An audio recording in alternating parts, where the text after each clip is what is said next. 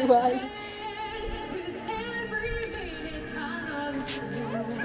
Laglag pa ako eh.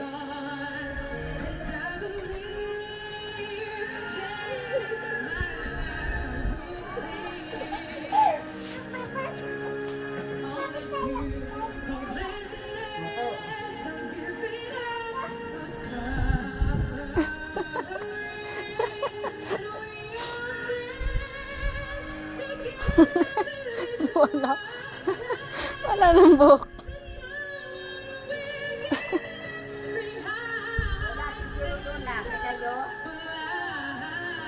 Sa dako na nako. Wala sa taas. Kala ko nandun sa labas.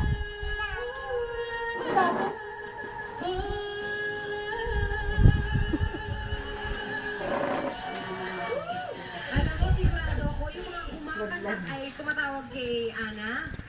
Parang hinihele, no? Paano kaya yan sumagot ng telepono? Eh, sisagutin natin. Ana, sagutin mo nga to. Sagutin mo na yung po. Thank you for calling it.